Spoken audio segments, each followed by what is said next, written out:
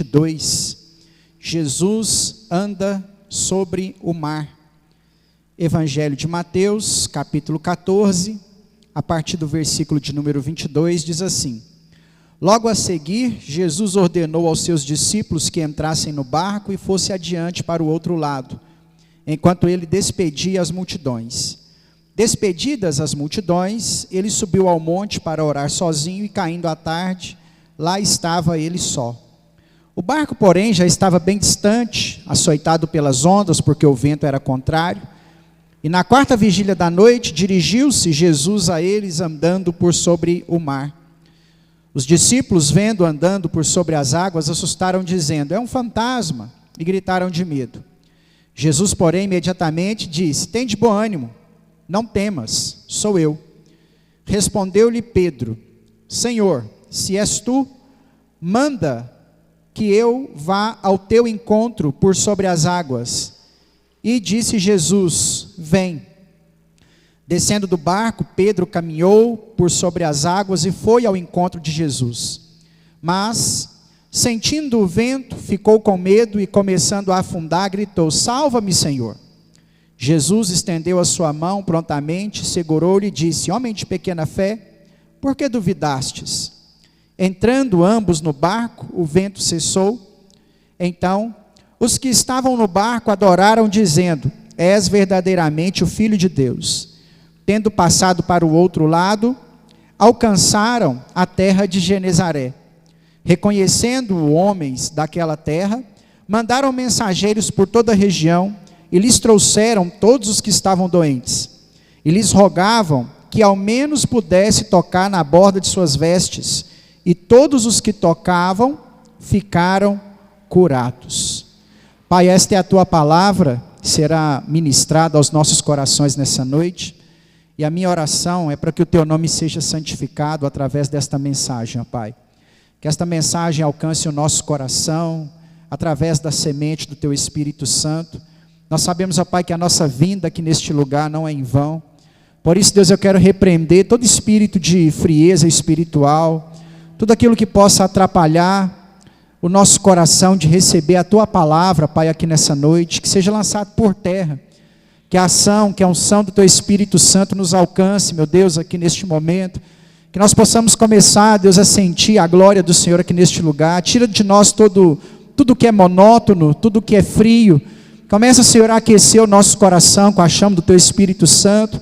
Porque nós não podemos sair daqui da mesma forma que chegamos. Nós precisamos sair daqui transformados e mudados e moldados pela presença do teu Espírito Santo, Senhor. Nós precisamos ser fortalecidos, sermos renovados, ó Pai, aqui nessa noite, Deus. Tira de nós, Senhor, todo o marasmo, todo empecilho para que a tua palavra nos alcance. Faz, ó Pai, com que ao término deste culto nós possamos estar avivados na tua presença, restaurados, renovados. Cura, Senhor, as nossas dores, as nossas enfermidades. Sara, Senhor, as nossas feridas. Nós não queremos sair daqui, ó Deus, da mesma forma que chegamos, mas queremos, ó Pai, sair daqui transformados, com algo novo do Senhor em nossos corações, através da tua palavra. Essa é a nossa oração, Deus, em nome de Jesus. Amém. Amém. Pode se assentar, meu irmão. Texto clássico dos evangelhos, conhecidíssimo. Imagino que não apenas eu, mas você também, né, já deve gostar muito desse texto. Uma das passagens mais conhecidas dos evangelhos, né?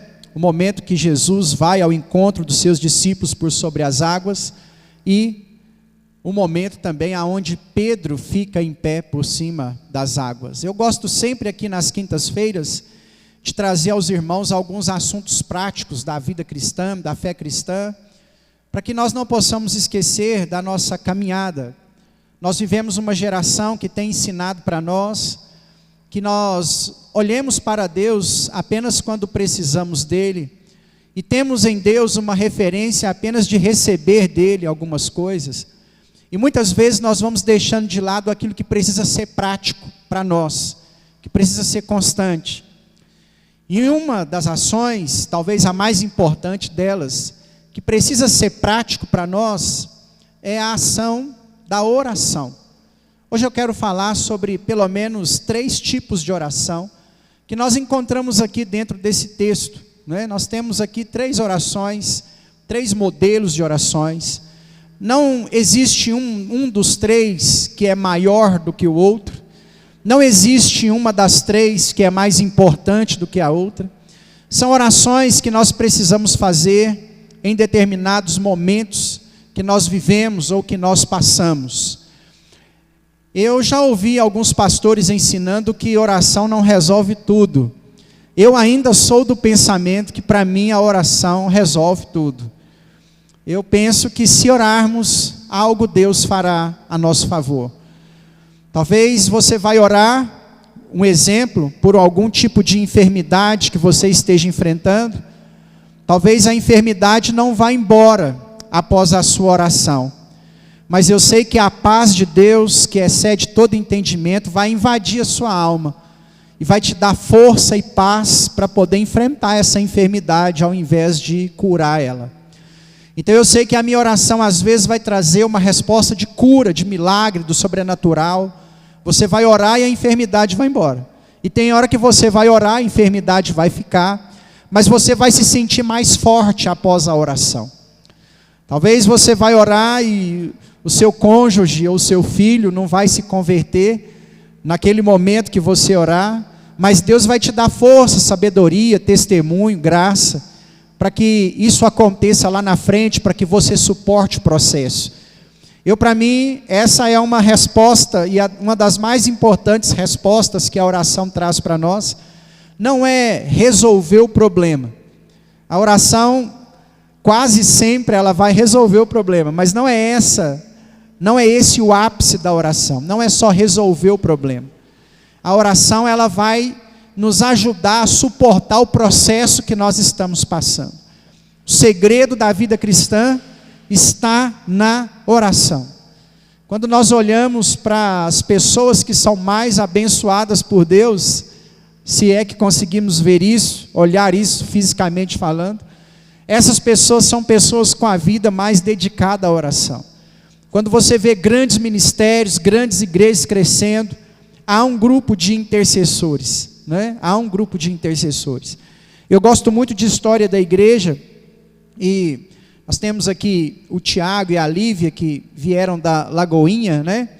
E eu me lembro quando estudei a história da igreja em Belo Horizonte, quando lemos sobre a história da Lagoinha, houve um divisor de águas quando a Lagoinha cresceu, quando a Lagoinha se tornou uma grande igreja, né? Os irmãos passaram um perrengue, chegaram a congregar no porão da terceira igreja, porque não tinham prédio para congregar. E houve uma virada de chave. A partir do momento que eles instituíram um grupo de intercessores, a igreja mudou o contexto. Não foi só a visão celular, não foi só começar a trabalhar com célula, não foi só G12, que impulsionou o crescimento da igreja, né? Se eu não me engano, o nome se chama Torre de Vigília, e é um ministério que funciona na igreja até os dias atuais, com momentos de orações ininterruptos, 24 horas por dia. Tem alguém numa sala da igreja orando pela igreja, 24 horas por dia. Sai um grupo, chega um grupo, sai um grupo, chega um grupo, tem um só, esse um está lá, vai outro, chega, 24 horas, há mais de 30 anos, ininterruptamente, alguém ora por essa igreja. Então, quando você olha para uma igreja que tem 50, 60 mil membros, não é só uma estratégia humana.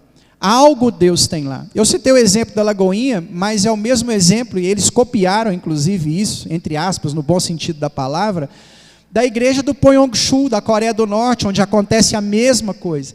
24 horas por dia, dentro da maior igreja evangélica do mundo, acho que para 1 milhão de pessoas sentadas, ininterruptamente, existem pessoas orando, existem grupos de intercessores. A oração, ela muda a atmosfera do lugar. A oração, ela muda a atmosfera da nossa alma. Eu quero muito, como técnico talvez, se eu tivesse um curso de psicologia, de psicanálise, e poder dar para você uma direção para a tristeza da sua alma, para a depressão da sua alma, E todas essas dicas, elas são válidas. Existem doenças psicossomáticas que precisam ser tratadas. E se você enfrenta alguma, você precisa de um profissional para isso. Mas eu, como um pregador da palavra de Deus também, preciso abrir os seus olhos para dizer o seguinte: o que traz paz à sua alma, o que vai começar a trazer paz à sua alma é oração. A oração, ela muda a atmosfera da sua vida. Eu citei exemplos ministeriais, mas ela começa aqui de baixo, ela começa do meu coração, ela começa do seu coração. O que muda a sua casa, o que vai mudar a estrutura da sua família, o que vai mudar a atmosfera do seu lar, o que vai mudar o coração dos seus filhos, o que vai mudar a vida do seu cônjuge é a oração. Não é um conselho de alguém, às vezes Deus pode usar o conselho de alguém, não estou fechando essa porta. Não é a dica, não é uma exortação, não é alguém conhecido, não é um famoso, não é um amigo, ir até a sua casa, conversar com seu filho, conversar com você, não é isso. Você pode ter certeza que o primeiro segredo que é capaz de mudar a história da nossa casa, da nossa família, da nossa igreja, é a oração. As nossas vidas, elas serão mudadas a partir do momento que nós entendermos que precisamos criar com Deus um elo de oração. Seja essa oração em momentos que nós não entendemos, seja essa oração em momentos que nós precisamos, estamos afogando, seja essa oração na loucura do nosso pensamento, mas nós precisamos a todo tempo e em todo tempo estar em constante oração. Existem coisas na igreja, existem coisas no reino de Deus que você pode gostar ou não. Você pode gostar ou não de cantar, você pode gostar ou não de pregar, você pode gostar ou não de dar uma aulinha para criança, você pode gostar ou não de ser um obreiro, de ser um diácono, você pode gostar ou não. Você pode gostar ou não de ajudar na igreja, no evangelismo, qualquer outra coisa, mas existem atitudes cristãs que, na minha visão, não há brechas em nós para a opção de escolha, para outra opção de escolha, né? Pregar a palavra de Deus, por exemplo, no evangelismo, não há opção de escolha. Para mim não tem. Jesus não comissionou 12 não, ele mandou todo mundo que estava ali vendo ele subir aos céus, e ele disse: ide por todo mundo e pregar o evangelho. Passar a mensagem do evangelho para frente é uma das missões a qual o Senhor Jesus te salvou. Se você não passa aquilo que você recebeu, a água que você bebeu, para alguém, você está pecando. Você está pecando. Se você bebeu da água do Espírito, se o Senhor salvou a sua vida e você não compartilha isso com ninguém, isso é pecado. Você precisa passar isso para alguém. Você tem que evangelizar alguém, é uma obrigação. Você recebeu de graça e você tem que dar de graça. Eu acho engraçado porque tem muita gente que relaciona isso ao pregador, né? O pregador vai lá e cobra para pregar, e alguém fala assim: de graça receber e de graça dar. Está certo, não está errado não. Mas essa fala não é para o pregador, essa fala é para todo cristão. Você recebeu de graça da água da vida e você precisa dar dessa água que você recebeu de graça. Você tem que passar para frente. Não há opção de escolha para o cristão. Eu não vou falar do amor de Jesus para ninguém. Esse estilo está errado. O estilo correto não sei se você vai ter fome e sede de pregar para todo mundo, mas para alguém você vai ter que falar. Um amigo, um parente, um vizinho, uma hora. Talvez não é hoje, é para frente, mas você vai ter que compartilhar isso com alguém, porque faz parte da nossa missão. E outra ação que nós não podemos deixar enquanto cristãos é a oração. Não existe cristianismo sem oração. Você não é crente se você não ora. Se você não tem comunhão com Deus através da oração, ainda falta algo que o evangelho precisa trabalhar na sua vida, porque é consequência. Para gerar intimidade com Deus, você vai precisar orar. E não estou falando de uma reza repetida por alguém, falada a outras pessoas. De falar com Deus como você fala com um amigo. De conversar com o Senhor como eu estou conversando com você aqui agora. De expor para Deus as suas necessidades, as suas dificuldades. De chorar ou de sorrir para Ele. Isso é oração. Esse texto aqui, nós vamos pegar esse texto hoje para falar a respeito de oração. E esse texto, claro, ele vai ensinar para nós, entre tantas coisas que esse texto ensina, ele vai me ensinar sobre oração. E ensinando sobre oração, esse texto, desde já, me mostra alguns perigos da falta de comunhão com Deus. Aqui, nasceu uma distância entre os discípulos e Jesus. Uma distância entre Jesus e os discípulos foi criada aqui. Eu quero chamar a sua atenção porque essa distância entre Jesus e os discípulos, elas foram criadas de um Deus, por um Deus que está no controle de todas as coisas, porque inclusive é Ele que manda os discípulos para o barco, é Ele que resolve ficar para despedir as multidões, é Ele que toma a decisão de ir para o monte orar, né? Então assim, é um Deus que está no controle de todas as coisas, porém do ponto de vista dos discípulos foi algo muito ocasional. Tipo, está na hora de ir embora, Jesus pediu para ficar, nós estamos aqui ancorados, escureceu, Jesus não veio, o vento era contrário, afastou o nosso barco da praia, veio um vento forte, um mover de águas, não era uma tempestade, as águas estavam agitadas naquele momento, e quando os discípulos perceberam, Jesus estava longe. Do ponto de vista dos discípulos, isso aqui é ocasional. Isso acende para mim uma luz de alerta, porque o ocasional não pode fazer com que eu me distancie, com que eu diminua a minha comunhão com Deus. Irmãos, nós vivemos num tempo onde nós precisamos tomar muito cuidado com algumas coisas, porque a correria do dia a dia causa frieza no nosso coração. O ocasional, o serviço, a correria, o leva filho para a escola, busca filho na escola, leva para a creche, busca na creche, leva na babá, leva na aula de informática, leva na aula de não sei o quê, a natação, e vai, e seu trabalho, e casa, e o arroz está queimando, e acabou o feijão, tem que cozinhar, e essa mexida que nós vamos arrumando na nossa vida, o ocasional, vai fazendo com que nós estejamos cientes do Senhor, conscientes a respeito de Deus, porém com a intimidade com Deus frustrada, tocada, afastada.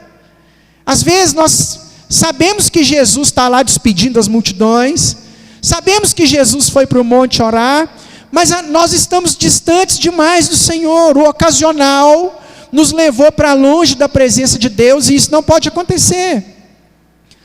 Quando o ocasional esfria o meu coração, não tem pregador que vai chegar aqui e aquecer, não tem grupo de louvor que vai conseguir chegar aqui e aquecer.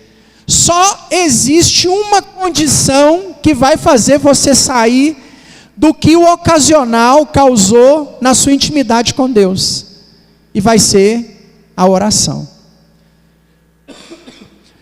O que acontece aqui é tão sério, e é onde a gente precisa abrir os nossos olhos, porque está tendo aqui um forte vento.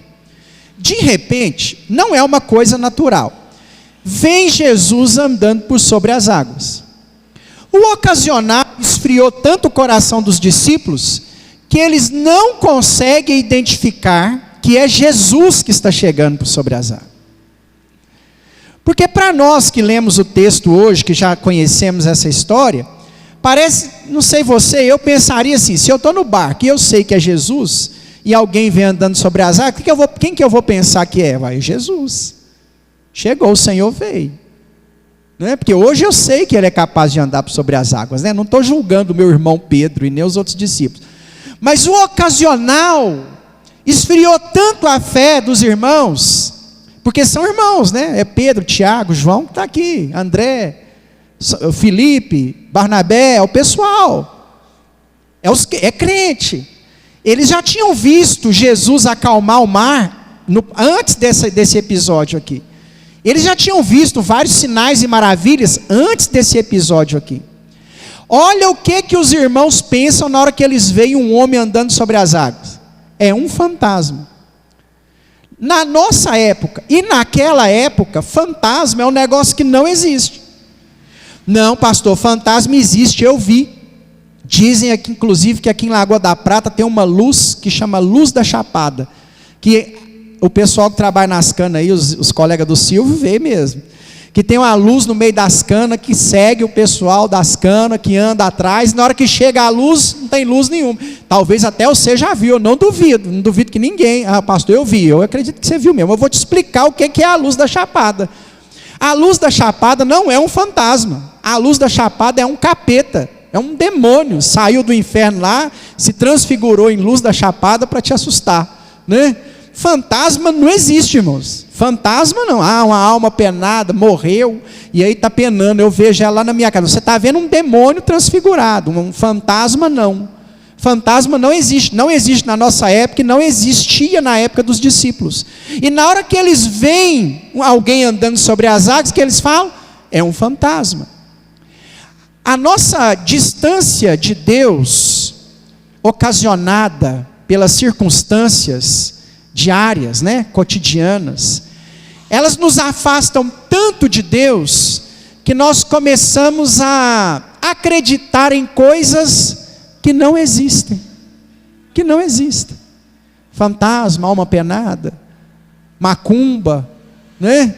Você começa a acreditar vulto, aí você começa a ver mesmo, eu não duvido que veja, em momento nenhum eu estou falando que você não vê, eu acredito que veja, mas você está tão distante de Deus, que você começa a achar que são coisas que não existem, você começa a acreditar em coisas que não têm fundamento, o diabo vai conseguindo te enganar com essas coisas.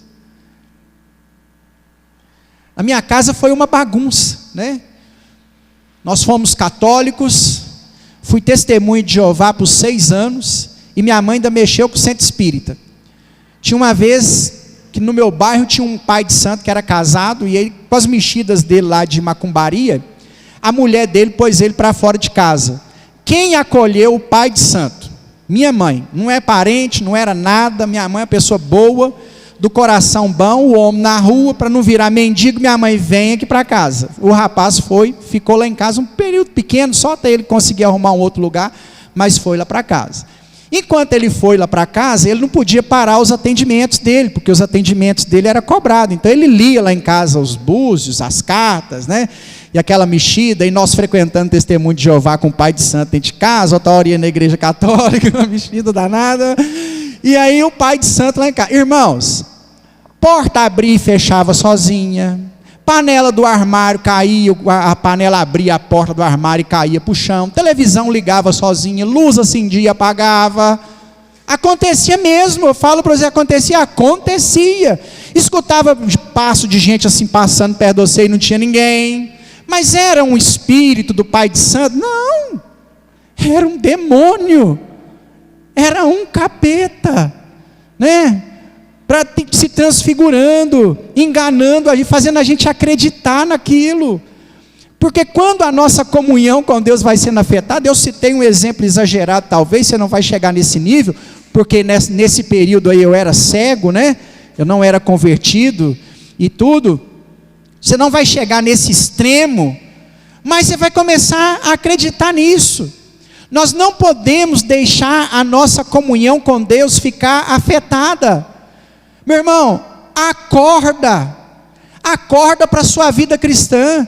Nós não podemos caminhar nesse marasmo espiritual, que muitas vezes nós entramos por ele, onde entra semana, sai semana, você não muda a sua vida de oração com Deus, onde entra ano e sai ano, e você não vai para a palavra, você não paga o preço, participando de um culto, querendo estar na presença do Senhor. Nós precisamos sair desse marasmo. O preço pela nossa salvação foi pago na cruz. O de santidade, põe a sua boca no pó, talvez ainda haja esperança para você. O de santidade, irmãos, vai ter que acordar mais cedo. O de santidade tem que haver sacrifício. Tem que haver sacrifício. Vai ter jeito. Ah, não cabe, pastor, oração no meu dia. Você vai acordar 15 minutos mais cedo para orar. Ah, pastor, não tem ler a Bíblia, não estou dando conta. Vai acordar, põe meia hora mais cedo para ler pelo menos 2 capítulos. Faz o seu devocional, estica o seu dia. Já que você não está conseguindo no meio nem no final, puxa para tempo. Mas, irmão, nós precisamos mudar. Eu não sei se Deus está falando isso para mim, eu não sei se Deus está falando isso para você, mas nós precisamos mudar a nossa condição espiritual. Todos nós estamos envolvidos num ativismo que está nos afastando de Deus. Eu sei que não é pecado. Eu sei que se eu olhar para você, você não está bebendo, você não está fumando, você não está roubando, você não está matando, você não está mentindo, você não está prejudicando ninguém, você está pagando suas contas em dia, mas parece que você está frio espiritualmente, é o ocasional. São as circunstâncias tentando te afastar, tentando te tirar, e esta também é uma guerra nossa, e nós precisamos travar essa batalha. Jesus vem andando por sobre as águas, os discípulos falam: ai, ai, ai, meu Deus, é um fantasma, e Jesus diz assim: não temas, sou eu.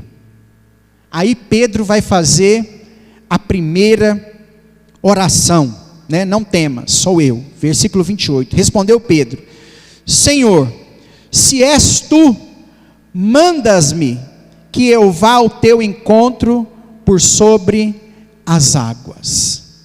Essa aqui é a primeira oração. Não tem nada errado nessas orações, tá? Igual eu falei para você, são orações em momentos diferentes. Essa oração não está errada. A primeira oração, não é? É a oração que você precisa reconhecer do que o seu Deus é capaz de fazer. Essa é a primeira oração. Ore sabendo o que o seu Deus é capaz de fazer.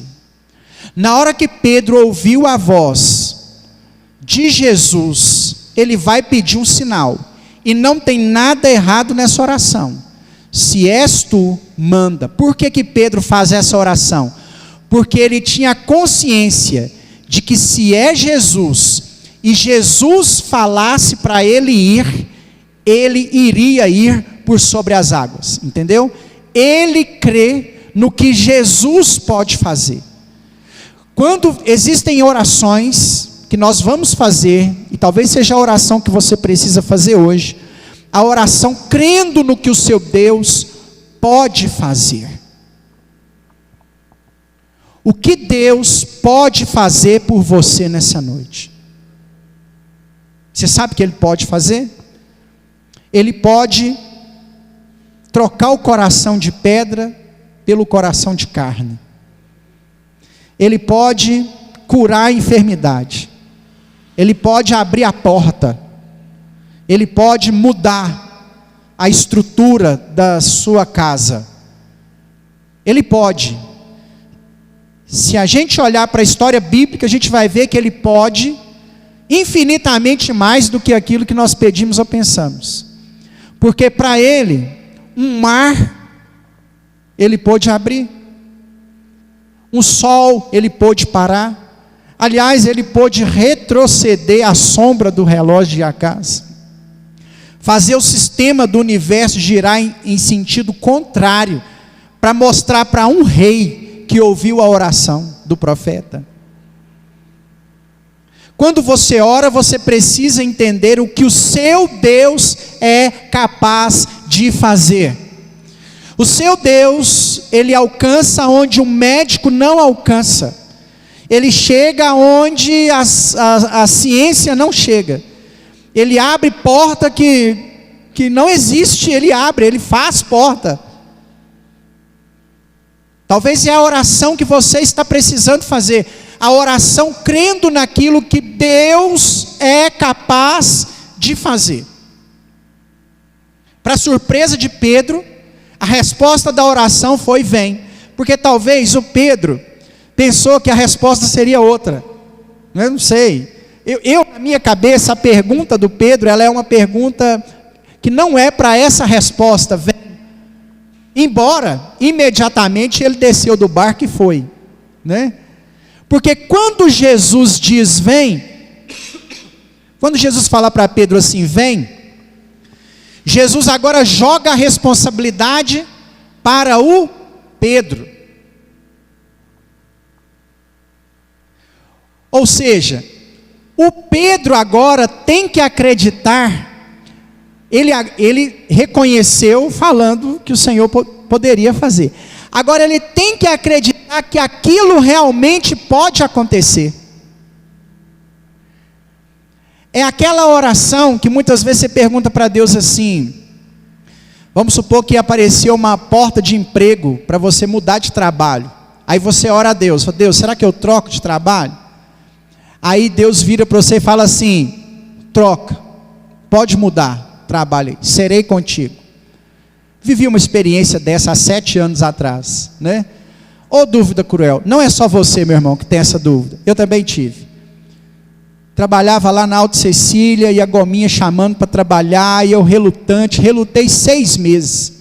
Na primeira proposta não fui, na segunda proposta, acho que Deus me empurrou mais ou menos, se aconteceu algo lá na Alto Cecília que não gostei, aí me empurrou, e aí eu orando e falando, Deus, eu posso ir? Deus falou comigo assim, vai, eu vou te abençoar mais lá. E eu ficava com medo, 6 meses eu fiquei com medo, não vou, será que eu vou?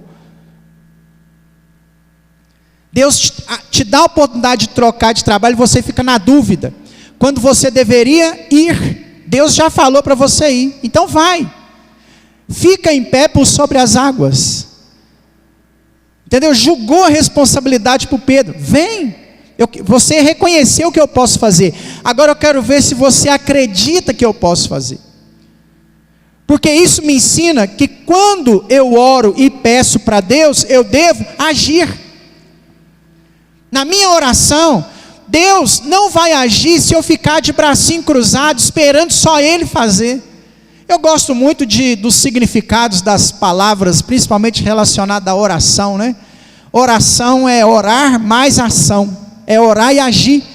Você não ora para Deus abrir uma porta e fica dentro de casa, oh Deus, abre a porta de emprego, e espera o emprego chegar na porta da sua casa. Embora Deus possa fazer isso, o certo é você levantar, distribuir uns currículos, ir lá no Cine, e Deus, abre a porta de emprego, e falar com quem você conhece, eu estou procurando emprego, me ajuda aí, e uma hora, o que vai acontecer? A porta vai abrir. Isso é andar por sobre as águas. Na minha vida de oração, nós estamos falando sobre oração, sobre intimidade com Deus. Na minha vida de oração, eu tenho que orar e tenho que fazer. Muitos cristãos estão na inércia, parados com a sua vida espiritual, num marasmo. Muitos de nós paramos de crescer diante do Senhor, porque só falamos e não agimos. Meu irmão, Deus está querendo a nossa ação. Oh Senhor, me aviva, vem para o avivamento então. Oh Senhor, fala comigo, vem para Deus falar com você. Sai da sua casa, vai para o culto, vem para o evangelismo, vem na escola dominical. Ah, mas está muito chato. Até vencer isso aí vai estar chato mesmo, mas depois você vai ver que o que Deus vai fazer na sua vida é te dar fome e sede por Ele cada vez mais. Nós precisamos parar só de falar, de reconhecer, e precisamos ficar de pé por sobre as águas e falar, vou.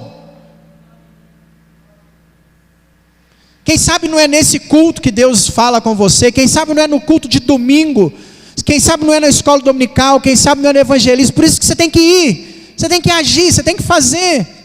Só ver a sua casa ir por água abaixo não vai resolver, você tem que fazer algo. Faz um propósito de oração, 3 horas da manhã, 4 horas da manhã, pelo seu casamento, pela vida dos seus filhos, pelo seu emprego. Mas o que eu quero dizer para você é que se colocar sobre as águas, quando Jesus diz vem, é fazer alguma coisa. É agir, meu irmão. É agir. O segundo tipo da oração é a oração do medo. Pedro observa a sua volta, e ele começa a ver os vendavais, né? O vento e o mar agitado. E no momento que ele começa a olhar para as circunstâncias à sua volta, ele começa a se afogar. Isso é uma oração. Isso também é uma oração. Isso é aquele momento que você está sem palavras. Você já passou por um momento assim? O momento está tão difícil na sua caminhada que você ajoelha para orar. Você tem um monte de coisa para pedir, mas você não consegue. Você começa a olhar. em volta de você. Você separa um tempo para orar, então é aquele momento assim, que você separa um tempo para orar, e aí na hora que você está orando, em vez de você estar orando, você está assim: amanhã vem essa boleta da luz, tem que levar o menino na escola, a professora me chamou para pegar o boletim, e era para você estar orando. E aquela lata do arroz quebrou, eu vou ter que comprar outra, e acabou o papel higiênico, o pano de chão está sujo, não vou conseguir limpar a casa amanhã, e era para você estar orando. E a sua cabeça está longe, porque ao invés de manter os olhos fixos em Jesus, ao invés de apenas obedecer a palavra de Jesus, você está naquele momento sufocado. É o segundo tipo de oração que às vezes nós vamos passar por ele. A oração da dor, do silêncio. A oração que às vezes é aquela oração difícil, que nós somos levados a momentos solitários. Tem hora que é bom ter companhia em casa, gente em casa ajudando, cuidando da gente. E existem orações que Deus vai querer ouvir você fazendo. Não vai ser outro que vai orar no seu lugar. Você. Você vai sair da posição do crente 6 horas, né? Que tudo é só pede oração. E às vezes a oração silenciosa ela vai acontecer para que Deus mude você dos 6 horas para o crente que ora. Tire você da posição de pedir para fazer por alguém. É a oração de transição, que está mudando você de estágio, de etapa. É o processo que Deus te colocou nele para te ensinar alguma coisa. O Deus que é conhecedor, presente, passado e futuro, sabia que Pedro iria afundar naquele momento, mas mesmo assim ele chamou Pedro para fora, porque queria ensinar algo para Pedro, para os seus discípulos, para quem estava ali. Algo tinha que ser demonstrado naquele processo. E esses momentos que acontecem em nossas vidas é para fortalecer o nosso processo. E aí vai vir a terceira oração: socorre-me, Deus. Socorro, socorro, Senhor. Estou afogando, me ajuda. É a terceira e última oração de Pedro nessa passagem aí, né? Socorre-me, Senhor. Quem sabe não é a oração de socorro que você está precisando fazer nessa noite. A oração do Salmo 121. Eleva os meus olhos para os montes, de onde me virá o socorro? O meu socorro vem do Senhor, que fez os céus e a terra. Eis que não vacilará e nem tosquenejará o guarda de Israel. O Senhor é quem te guarda, o Senhor é a tua sombra à tua direita. O sol não te molestará de dia, nem a lua de noite. O Senhor te guardará de todo mal. O Senhor guardará a tua alma. O Senhor guardará a tua entrada e a tua saída, desde agora e para sempre. Talvez essa é a oração que você está precisando nessa noite, a oração do socorro. Talvez você já foi engolido pelas águas, talvez os seus olhos já saiu de Jesus. Talvez você não está conseguindo mais fazer essa oração do crer naquilo que o seu Deus pode fazer. E essa oração ela não é errada. Paulo disse em Tessalonicenses capítulo 4, capítulo 5, quando ele fala sobre oração, apresentai-vos a Deus com a oração, a ação de graças e súplicas. A súplica, a petição, o pedir, o clamar, o chamar por Deus, o grito pelo Senhor no momento de socorro, é uma das maiores provas de que o nosso Deus nos ama, porque aprenda essa verdade absoluta sobre oração. Quando você ora no momento de aflição, Jesus vem te socorrer. Ele vem te socorrer. Ainda bem que o Pedro orou a pessoa certa, porque haviam outros recursos. Nós temos pescadores experts nesse barco. Além do Pedro, que devia ser um exímio nadador, porque tinha de profissão a pescaria, nós temos André, Felipe, Tiago, João, que também eram pescadores dentro desse barco. Talvez o Pedro falaria assim: joga a boia, joga a corda está em tal lugar, pega lá para mim, sabia até onde estava. Joga a rede.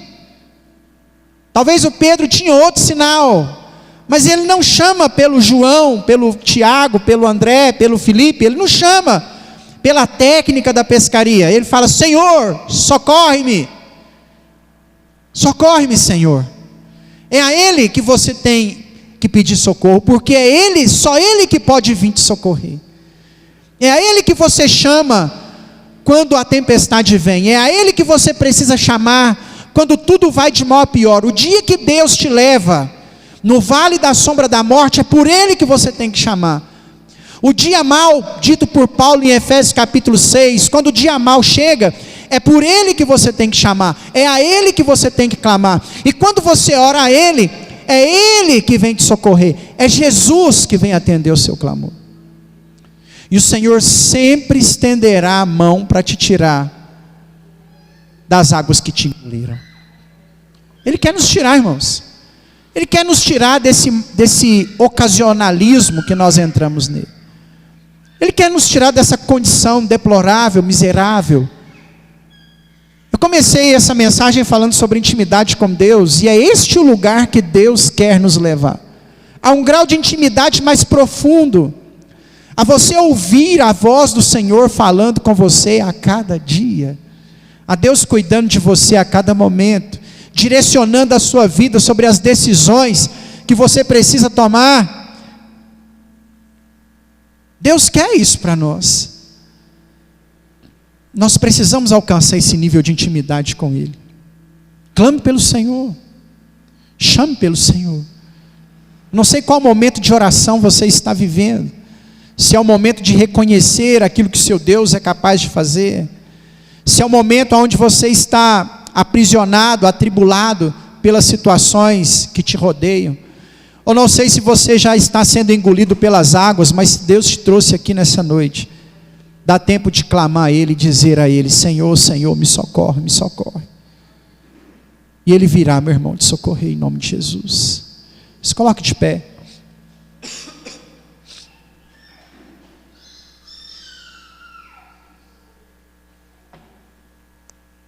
Enquanto a Márcia vai cantar aqui mais uma canção, feche seus olhos nesse momento. Qual momento de oração você está passando? Qual momento de oração você está vivendo nessa noite? Eu vou me apegar a esse terceiro momento de oração aqui para a gente orar, a dizermos para Deus: vem nos socorrer, Senhor. Vem nos socorrer nessa noite. Tira de nós aquilo que não é do Teu agrado, aquilo que não é reto segundo os Seus olhos. Vem nos socorrer, Pai, às vezes do ocasional que nos arrebatou para longe da Tua presença. Vem, Senhor, quebrar essa distância que foi gerada entre a igreja e o Senhor. Nos leva, ó Pai, para perto de Ti nessa noite de quinta-feira. Nos faz sentir a Tua presença como não sentimos há muito tempo. Nos faz, Senhor, mergulhar nas águas do Teu Espírito Santo nessa noite de quinta-feira.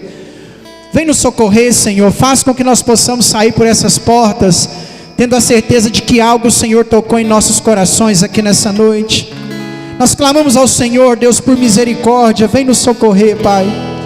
Vem nos socorrer, Deus. Vem nos socorrer, vem nos ajudar, vem nos libertar. Se tem alguém aqui, Deus, com a alma abatida, com a alma ferida, com a alma afligida, por causa de alguma tribulação, algum problema que está sendo enfrentado no cotidiano, vem socorrer essa pessoa, Deus. Estende a mão para essa pessoa nesse culto de quinta-feira. É o que nós pedimos ao Senhor, Pai, em nome de Jesus. Aleluia.